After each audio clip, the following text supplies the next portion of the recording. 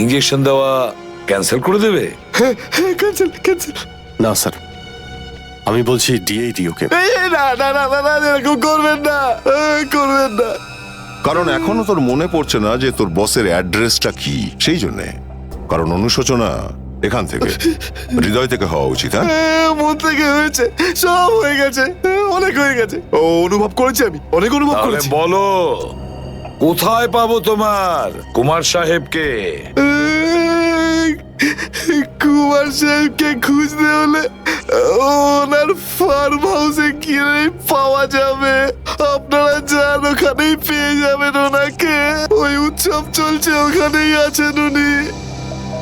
কুমার সাহেব সিআইডি দের মেরে ফেলার পরে পানভেল ফার্ম হাউসে আনন্দ উৎসব করছে, তাই তো?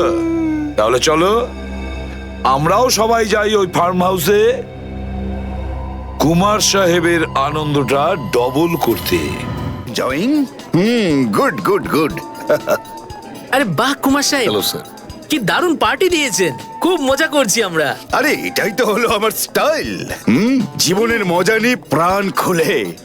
আর যদি কারোর সাথে শত্রুতা করতে হয়, সেটাও প্রাণ খুলে। সেই জন্যই তো আমরা সৌভাগ্যবান যে আমাদের নামও কুমার সাহেবের বন্ধুদের তালিকায় রয়েছে, কি বলো? আরে আসুন আসুন। আরে দাদা, আমি আপনার অপেক্ষায় কখন থেকে মিষ্টি নিয়ে বসে আছি। আমার সাথে আপনি যদি না থাকতেন না, তাহলে সিআইডি কে এইভাবে শেষ করে দেওয়ার স্বপ্ন আমার মাটিতেই মিশে যেত। Come on, enjoy party, drinks সবার জন্য।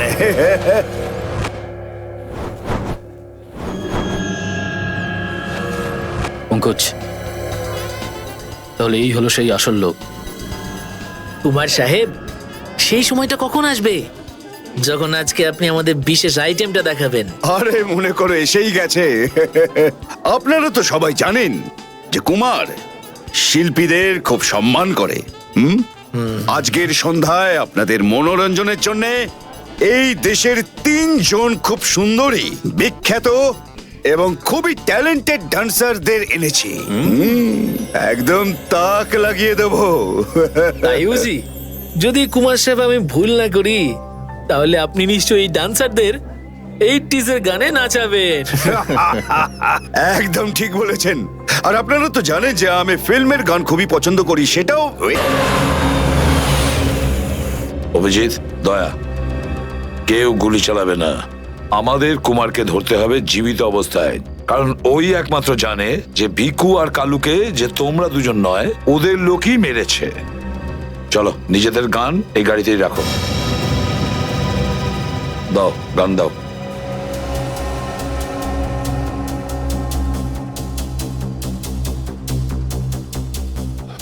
স্যার, আমরা গুলি চালাবো না, গানটা তো রাখতে পারি কাছে নাকি? আমি বলেছি না দয়া, গান দাও।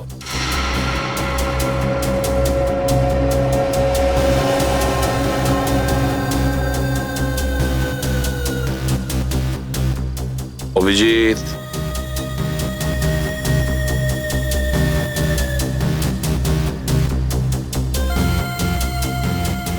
আর দয়া, তোমারটাও।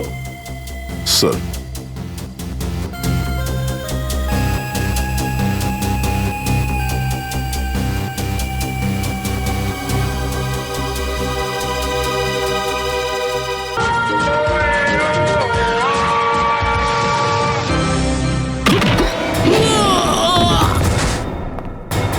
সিআইডির গান তোরা শুনে নিয়েছে সুশান্ত, এবার তাহলে একটু অ্যাকশন দেখাই।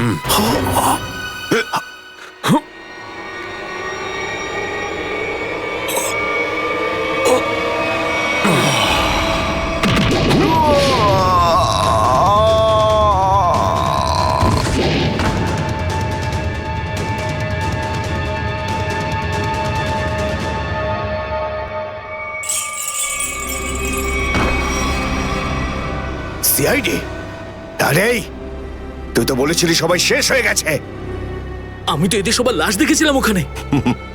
যদি সিআইডিদের উপরে পৌঁছে দেওয়া এতটাই সহজ হয়ে থাকে, তাহলে তোর আগে যারা প্রাণপণ চেষ্টা করেছিল তারা নিশ্চয়ই সফল হতো, তাই না? আমি তো তোমাদের খুব ভদ্রলোক ভাবতাম, বিনা আমন্ত্রণে চলে।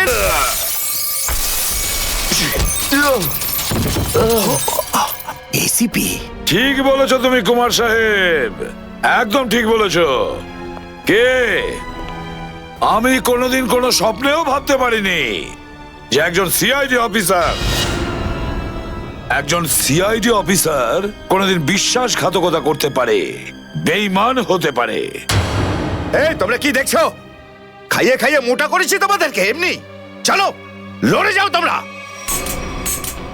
আরে দাদা, গুলি চালিয়ে কোনো লাভ নেই, সবগুলি আমার কাছে আছে। আর তোর গান খুঁজতে হবে না, এই দেখ। আরে কুমার অনেক সাহেব, এসেছো। হ্যাঁ? কেউ আগে আসবে না, কোনো চালাকি না, না হলে এইবার এসিপি স্যার একদম শহীদ হয়ে যাবেন। অনেক বড় ভুল করছো হেমন্ত, বিরাট বড় ভুল। সরি স্যার, আপনার এই অফিসারকে বাইরে পর্যন্ত ছেড়ে আসবেন না? চলুন। হ্যাঁ, বাইরে পর্যন্ত তো ছেড়ে দেবো নিশ্চয়ই, কিন্তু বাঁচবে না।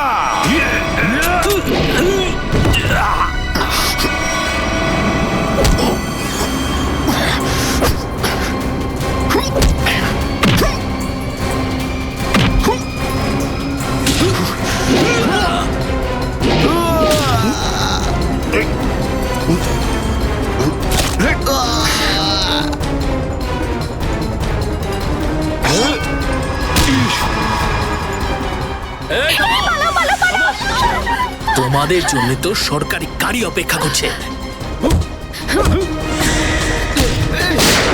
তোর কাছে বন্দুক কি করে থাকলো? হ্যাঁ,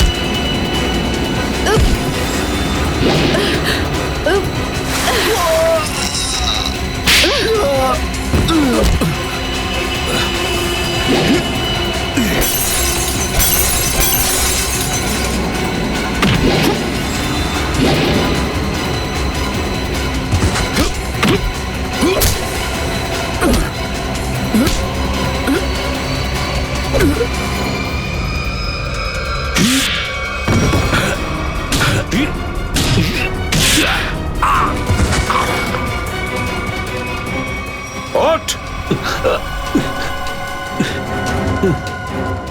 এতটা বিশ্বাস করেছিলাম তোকে, এত বড় দায়িত্ব দিয়েছিলাম তোকে, কিন্তু তুই স্যার কি করতাম আমি বলুন? এরা না হলে আমার মেরে ফেলতো। তাহলে মরে যেতিস, মরে যেতিস। এই কলঙ্ক নিয়ে তো আর তোকে বাঁচতে হতো না। ঘৃণা হয় তোদের ওপর।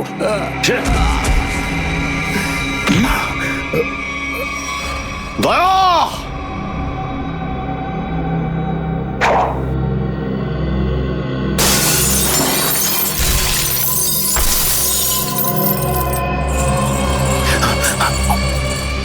আরে কুমার সাহেব, কোথায় যাচ্ছেন ময়দান ছেড়ে? আপনার সাজে না এটা। দেখো, তুমি জানো না যে কার সাথে লড়াই করছো? আমার নাম কুমার, কুমার, কুমার নাম আমার। প্রত্যেককে মেরে ফেলবো আমি। সরে যাও, সরে যাও। আচ্ছা, দেখো, সরে যাও। খবরদার বলছি, আমার কাছে আসবে না তুমি, একদম আসবে না। আমি আপনাকে একটা গিফট দিতে চাই। হ্যাঁ? পুরো সিআইডি টিমের তরফ থেকে আর ওই সমস্ত শহীদদের তরফ থেকে যারা এই দেশের জন্য শহীদ হয়েছেন। কুমার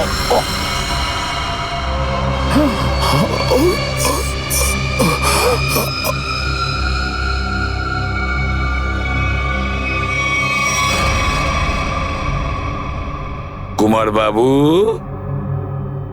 অনেক ঘুরিয়েছেন আমাদের, হ্যাঁ? বদমাইশ কোথাকার।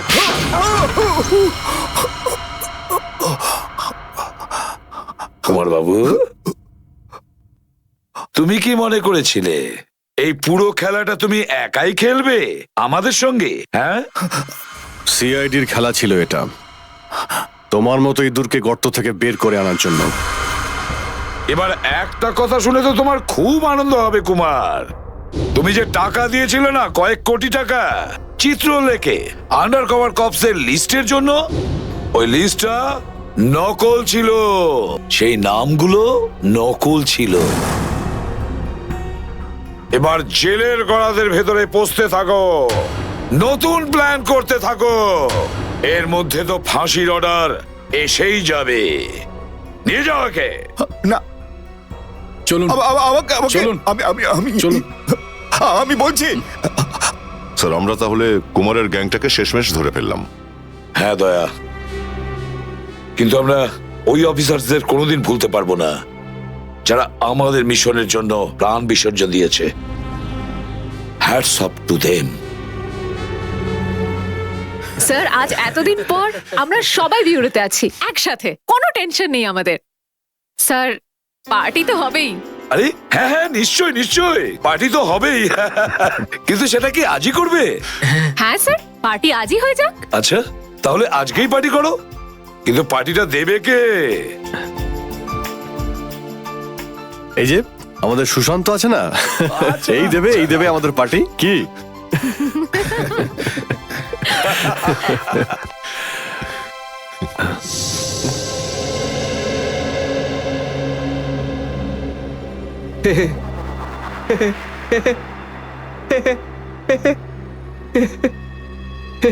সবাই হাসছে, আমিও হেসিনি।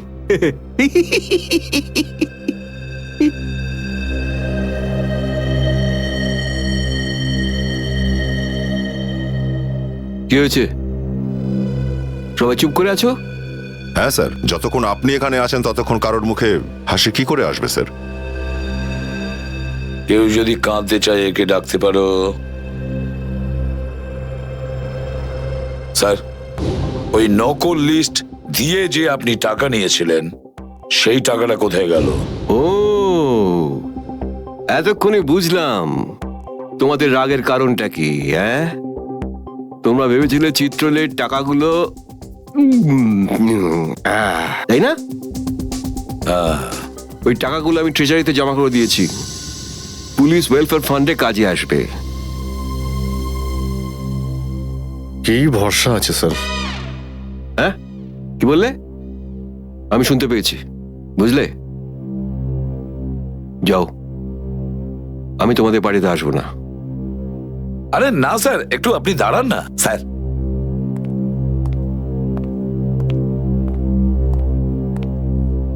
চলে যাক পার্টি।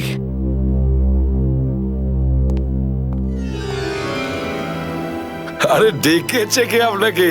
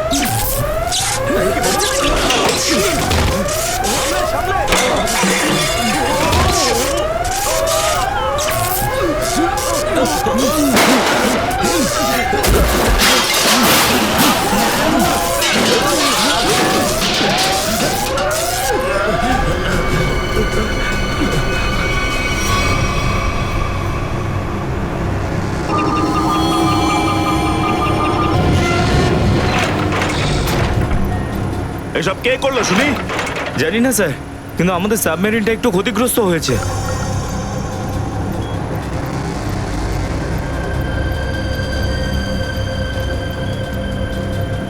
গ্যালারে নেভি এসে গেছে, ওদের জাহাজ আর কামান দেখা যাচ্ছে। কি? কি না? হ্যাঁ, নেভির এত সামনে চলে এলে তোমাদের মরার এত শখ। কিন্তু স্যার এখন কি করব? কি আর করবে, কেটে পড়ো এখান থেকে। আমাদের পুরো অপারেশন ভন্ডুল করার আগে আমাদের এখান থেকে চলে যেতে হবে। কিন্তু এত অল্প ক্রিউ মেম্বার নিয়ে সাবমেরিনকে কি করে শিফট করব, তাও এত অল্প সময়? সেসব আমি কিচ্ছু জানি না, কিছু করো আর এখান থেকে বেরো, যাও, জলদি করো, যাও। Okay sir.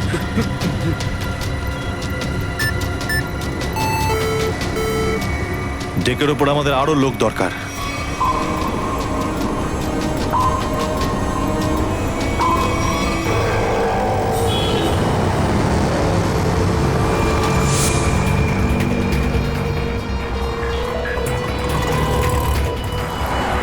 ভাই এই গলিতেই তো এসেছিল। গেল কোথায় ও? ফোন কর, তাড়াতাড়ি ফোন কর ওকে।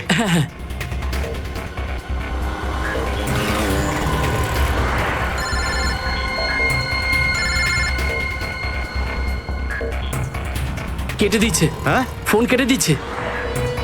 আরেকবার চেষ্টা কর, আরেকবার ফোন কর। একে তো কি হয়েছে টনি? বন্ধ বলছে। ওই দেখ টনি। ওই যে ধর ওকে। দাঁড়া দাঁড়া দাঁড়া দাঁড়া। হ্যাঁ, হ্যাঁ, চল, গাড়িতে চল, চল চল।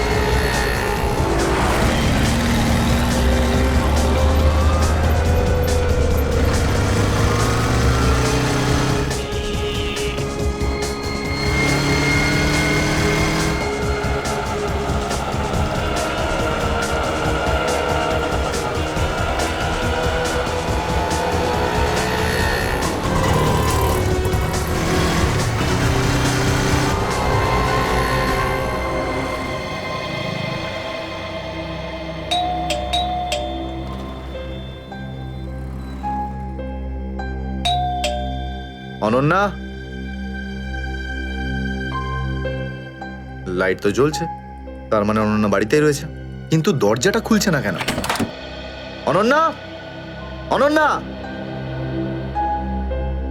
কোথায় গেছে এই মেয়েটা? অনন্যা,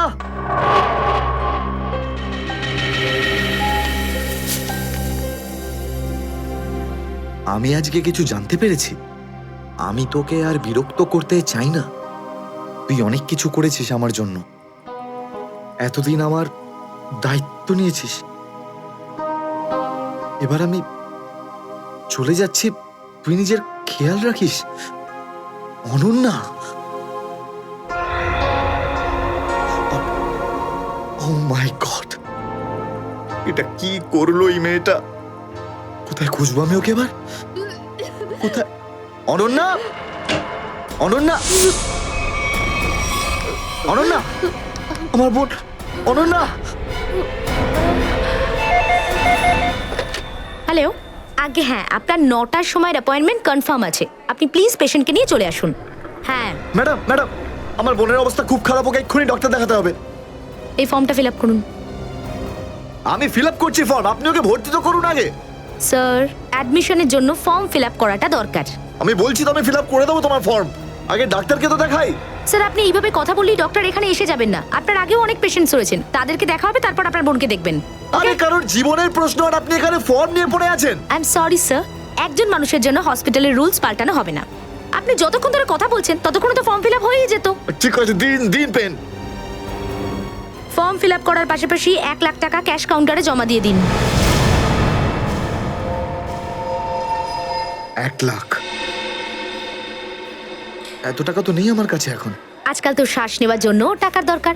যদি আপনি টাকা না জমা দেন তাহলে আপনার পেশেন্টকে অ্যাডমিট করা হবে না। ম্যাডাম, ও মরে যাবে, ওর তাড়াতাড়ি ট্রিটমেন্টের প্রয়োজন। আপনার মনে মায়া দেওয়া বলে কিচ্ছু নেই? আপনি ছাড়াও এখানে এত লোকজন আছেন, কার কার উপর দয়া করবো বলুন তো? সবার ওপর। যদি সবার উপর দয়া দেখাই না তাহলে এখান থেকে আমার ছুটি হয়ে যাবে। তখন আমায় কে দয়া দেখাবে বলুন তো? কি হয়েছে কি হয়েছে ম্যাডাম? স্যার, আমি কখন থেকে ওনাকে বোঝাচ্ছি যে ডিপোজিট মানি ছাড়া আমরা ওনার পেশেন্টকে অ্যাডমিট করতে পারবো না, কিন্তু উনি তো একই কথা বলে যাচ্ছেন। টাকা নেই আমার কাছে, টাকা কোথায় পাবো? কত টাকা দিতে হবে ম্যাডাম? 1 লাখ টাকা। এই নিন, আর যান তাড়াতাড়ি ওনার বোনকে অ্যাডমিট করুন। Go fast. স্যার, ফর্মটা ফিল আপ করুন। ম্যাডাম, আগে পেশেন্টকে অ্যাডমিট করুন, তারপরে ফর্ম ভরে নেবেন। Okay sir. Thank you sir. আপনারা কে আর আমার জন্য এত কেন করছেন? এত কিছু ভেবো না ভাই, আরে মানুষই তো মানুষকে সাহায্য করে, আর এইসব লেনদেন তো পরে দেখা যাবে। চিন্তা করার কোনো দরকার নেই, আমরা এই আশেপাশেই আছি। এই পেশেন্টকে নিয়ে যাবো। হ্যাঁ, তাড়াতাড়ি নিয়ে যাও।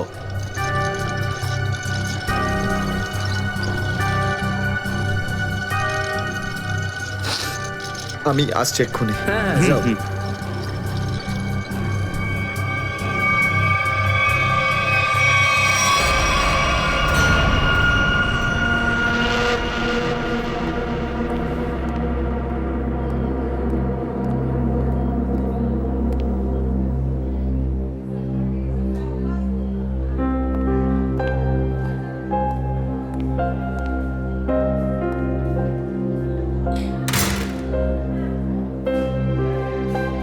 ডাক্তারবাবু, অনন্যা কেমন আছে?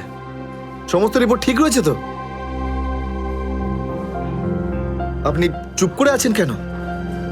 মিস্টার সিদ্ধার্থ, আপনার বোনের ক্যান্সার আবার ছড়িয়েছে। কি? এটা কি করে সম্ভব ডাক্তারবাবু?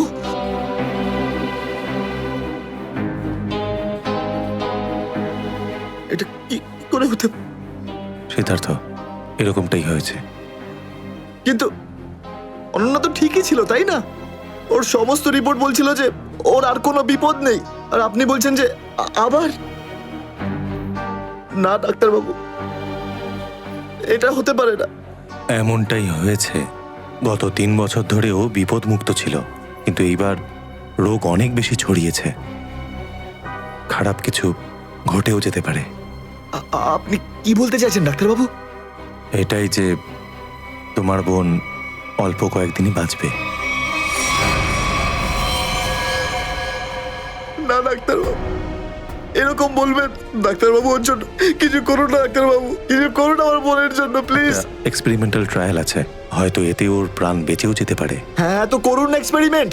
আমি কখন আটকালাম? প্লিজ করুন। কিন্তু এই ট্রিটমেন্টে অনেক খরচা হবে। কত? কম করে প্রায় 15 লাখ টাকা। 15 লাখ? অনন্যার জ্ঞান ফিরেছে, ও আপনাকে ভেতরে ডাকছে।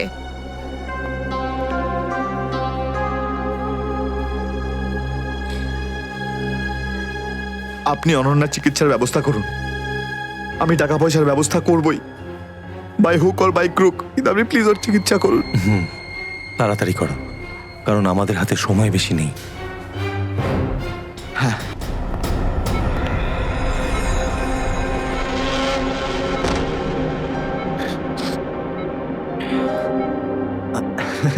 আরে অনন্যা, ডাক্তারের সঙ্গে কথা হলো আমার। তুই তো একদম ঠিক আছিস।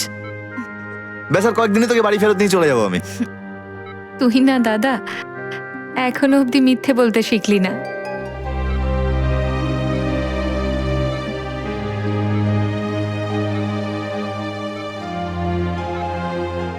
আমরা আগেরবার ক্যান্সারকে হারিয়েছিলাম, আর এবারেও ক্যান্সার হারবে আমাদের থেকে। তুই তুই বাঁচবি অনন্যা। দাদা, যদি আমার ভাগ্যে বাঁচা থাকতো না, তাহলে 2 বার ক্যান্সার হতো না আমার। দাদা, আমার কথাটা শোন। তুই নিজের সমস্ত সুখ আমার জন্য এভাবে ত্যাগ করিস না দাদা। তুই আমায় ভুলে যা দাদা। এবারে নিজে ভালোভাবে বাঁচ। আমার সব খুশি তো তুই, অনন্যা। তুই, তোকে যে কোনো ভাবে আমি বাঁচিয়ে ফিরবই। তুই মনের জোর হারবি না কিন্তু। তুই এত ভালো কেন রে দাদা? কেন এত ভালো? যদি আরো কিছু বছর তোর সাথে বাঁচতে পারতাম আমি। আমার ভাগ্যটাই খারাপ। দাদা, তুই আমার জন্য কত কিছু করেছিস। সব সময় তুই আমার কথাই ভেবেছিস। তাই তো নিজের সব টাকা আমার উপর খরচা করে ফেলেছিস। নিজের চাকরিটার পর্যন্ত বেহাল অবস্থা করেছিস। এখন কি নিজের প্রাণ দিয়ে তুই আমায় বাঁচাবি?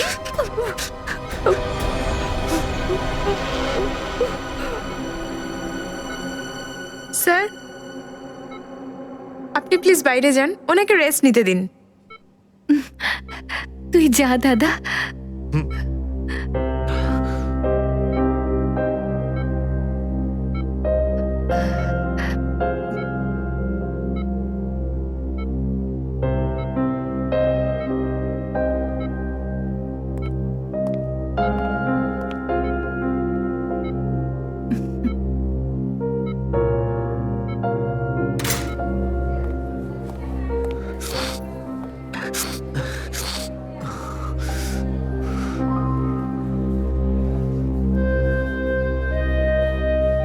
কোথা থেকে আনবো এত টাকা?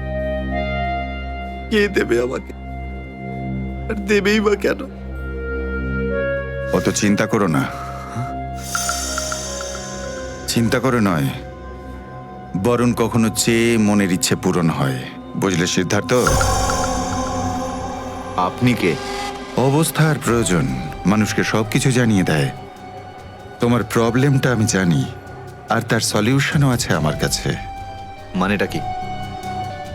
তোমার বোনের চিকিৎসার জন্য এখানে টাকা জমা হয়ে যাবে, সে ব্যবস্থা আমি করে দিয়েছি। তুমি অত চিন্তা করো না। এইসব কেন করছেন আপনারা আমার জন্য? আমি তোমাকে কোনো উপকার করছি না, বরং তুমিও আমার জন্য কিছু একটা করতে চলেছ।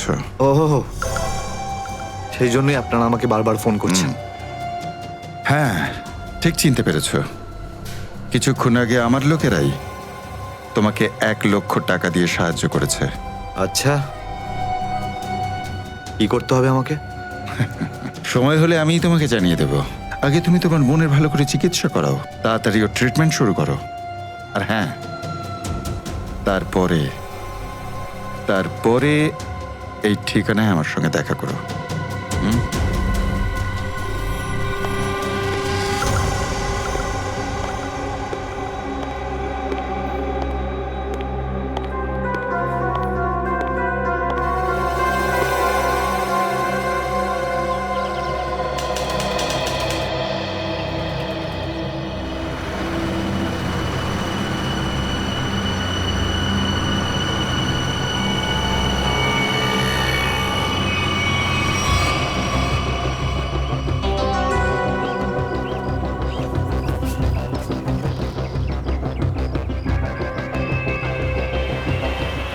স্যার, ওর কাছে দাঁড়াবো?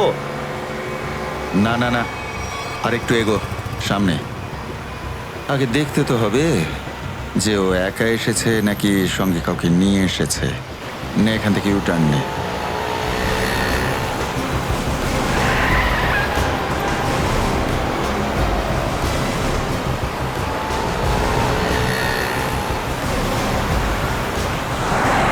মনে হচ্ছে সঙ্গে আর কেউ নেই।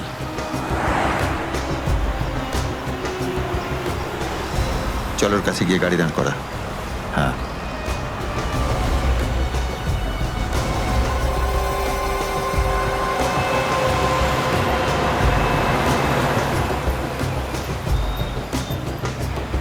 এসো, ভেতরে চলে এসো, তাড়াতাড়ি তাড়াতাড়ি।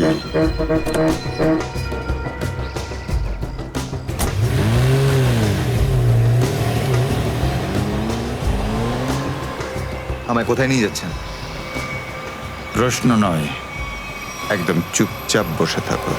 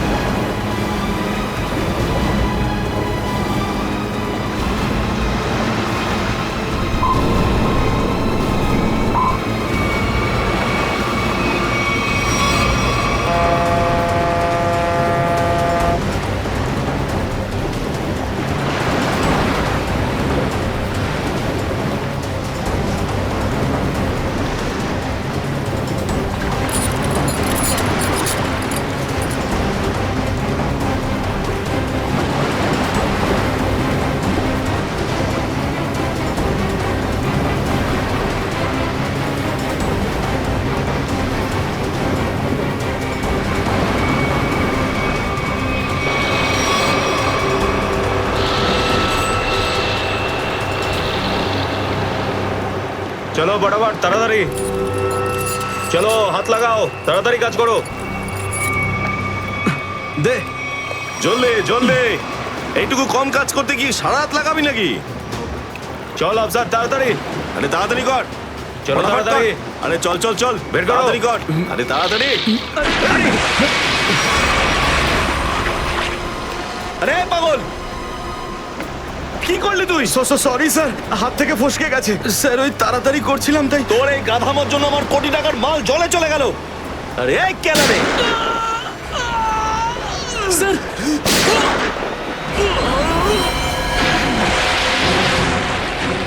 বস, বাকি বাক্সগুলো তুলে নিয়ে এখান থেকে বেরিয়ে যাই।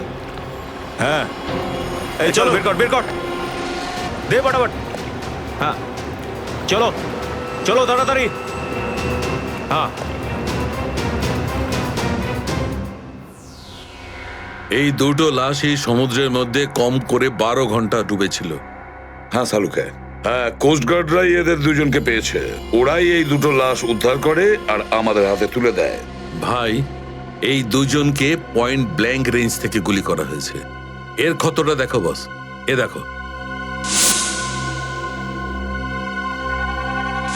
দুজনের ক্ষতই এই কথা বলছে।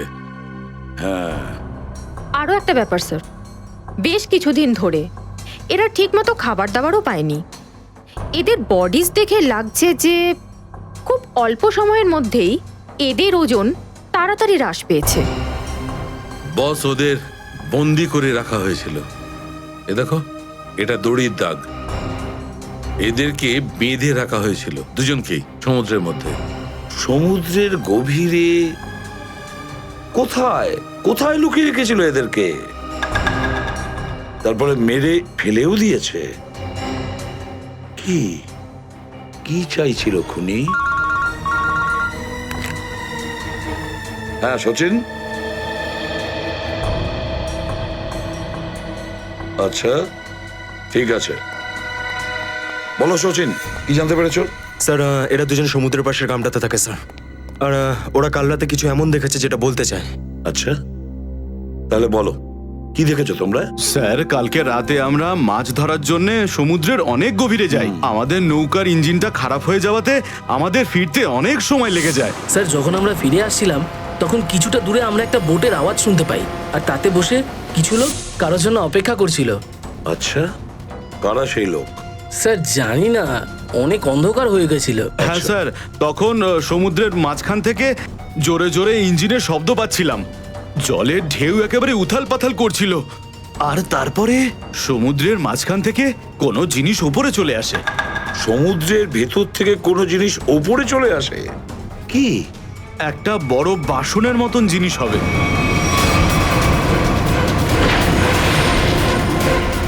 সাবমেরিন, ডুবোজাহাজ? হ্যাঁ হ্যাঁ, ডুবোজাহাজ। আর ওই বোটটা যখন ডুবোজাহাজের পাশে যায়, আর তখন ওখানে কিছু লোক কাজ করছিল স্যার। কি কাজ করছিল? জানি না স্যার, অনেক রাত হয়ে গেছিল তো দেখতে পাইনি। তখনই আমরা গুলি চলার শব্দ শুনতে পাই। গুলি চালানোর শব্দ? কটা গুলি চলেছে? দুটো গুলি স্যার। ও, দুটো গুলি চলেছে। আর আমরা দুটো লাশও পেয়েছি। আর আমরা ওখান থেকে ভয় পেয়ে পালিয়ে যাই স্যার। স্যার, একটা কথা বুঝতে পারলাম না, সমুদ্রের মাঝামাঝি এই সাবমেরিন কি করছিল? সেটাই তো। আর ওই বোটটায় তাহলে হচ্ছিল কি?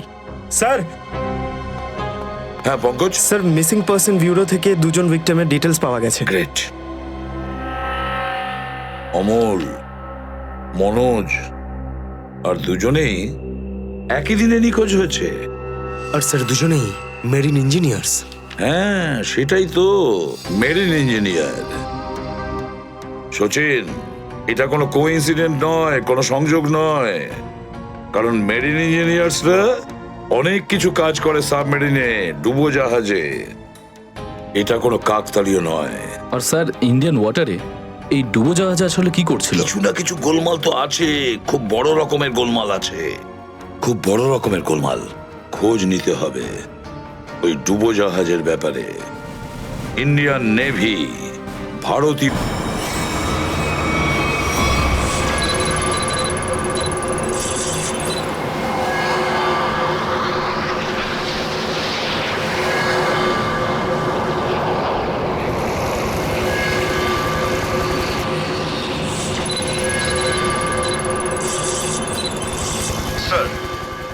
100 কিলোমিটারের রেডিয়াসে কোনো সাবমেরিন নেই। মাছওয়ালারা কি এই লোকেশনটাই বলেছিল? মনে হচ্ছে ওই সাবমেরিন আমাদের থেকে অনেক দূরে চলে গেছে। একটা রক সাবমেরিন ইন্ডিয়ান ওয়াটারে, বিশ্বাসই হচ্ছে না। কিন্তু এটাই সত্যি। কিন্তু ওরা করছিলটা কি? এটাই তো খোঁজ নিতে হবে।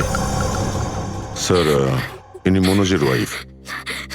ইনি অমলের বাবা, আর এই হচ্ছে তানিয়া স্যার, সিদ্ধার্থর বোন। এরা বলছেন যে সিদ্ধার্থ মেরিন ইঞ্জিনিয়ার ছিল, আপাতত নিখোঁজ। আচ্ছা, তোমার ভাই কবে থেকে নিখোঁজ? স্যার, কাল থেকে নিখোঁজ।